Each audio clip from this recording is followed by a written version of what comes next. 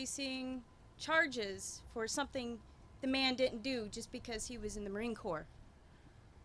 This is my 1-year-old Zeta. Zeta stands for the lucky one. I was told I can never have kids. Never.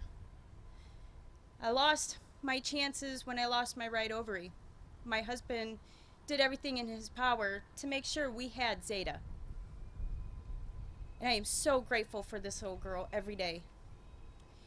But what breaks my heart the most, so our second one came a lot easier than what we had anticipated. She, of course, was not planned, but that doesn't mean we don't love her just as much as Zeta. This is my almost 6-month-old. Her name is Adeline. Her name stands for noble, and that she is. She's very noble.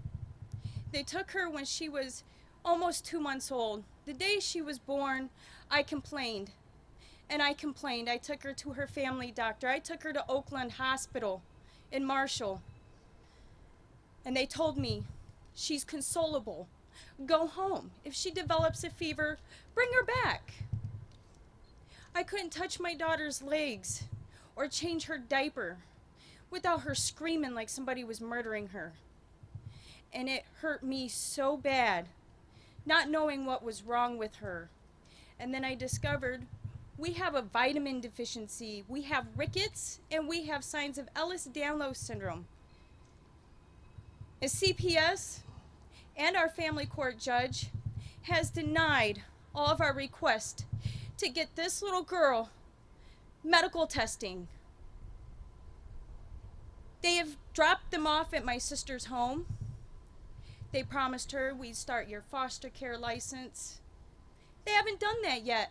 My sister's had my children almost 3 months.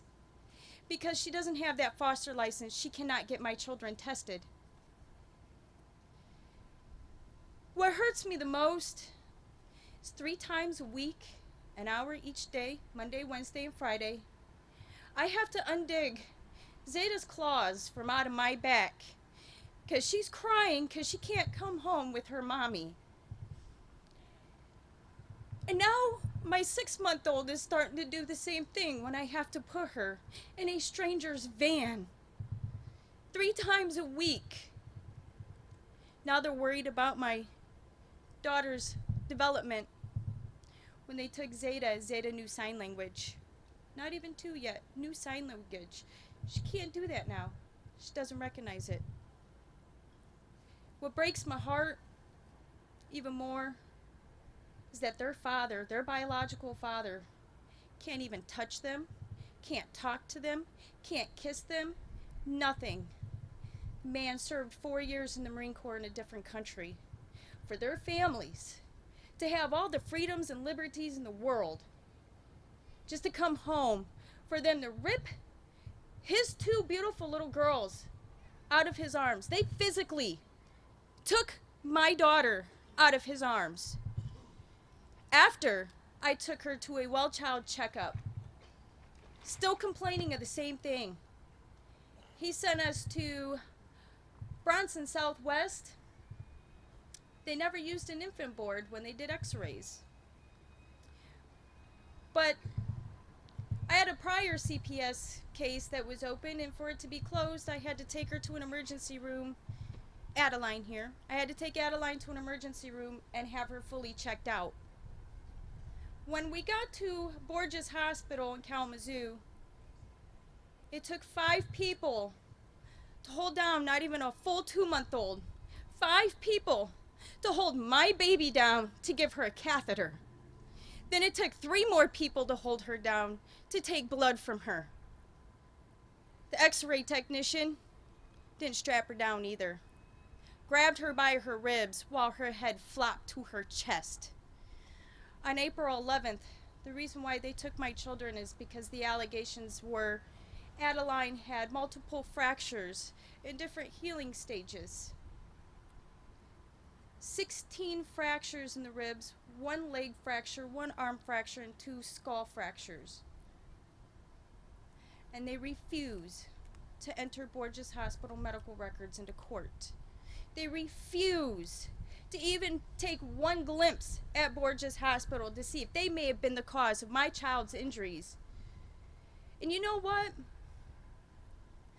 I lost my family because the day after the state cop had questioned us, I had to sign my husband into the Veterans Hospital for being suicidal. And I didn't know he was suicidal, and he became suicidal because they took his little girl physically out of his arms. I lost my family. And I'm here because not only am I trying to be my daughter's voice, because CPS told me her voice doesn't matter. She doesn't have a voice. And I'm telling you right now, she may be 6 months old, but she does have a voice. Every child has a voice. They may not be able to use it, but we can. And I just want to make sure, I would like, I don't know where I would start, but if somebody can help me, I would like to try to get 2 laws proposed in the state of Michigan. The first one, I believe every parent that is a strong parent and that wants to fight for their child should have that right to do so. Michigan is not a state that allows parents to fight to get their parental rights back. Every parent deserves their day. And I believe the strong ones that are dedicated will make it to the end. The weak ones will phase out before them. But the ones that make it to the end, they deserve their kids. They deserve their life, their soul. This is my heartbeat. When they took my children, they basically signed my death warrant. If they end my parental rights, I have no reason to live. None. And I love my husband to death. But you know what? My children have more love than any human that walks this earth. The second law I would like to try to get into the state, I would like to name it Addie's Law.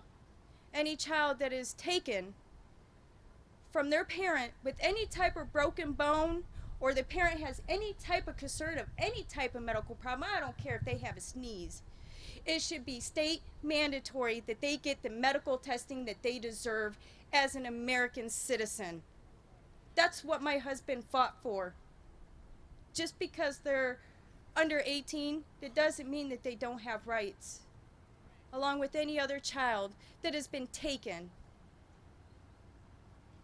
And I just want to help everyone. I want to reach out to everyone, because if I can help one person, then I did my job. If one person can help me, they're not helping me. I'm not here for me. I'm not here for my husband. I'm here for my little girl, who I don't know. And my other little girl, who I have to cry and rip away from me and say, I'm sorry, you can't come home with mommy. No child and no mother should feel that pain. None.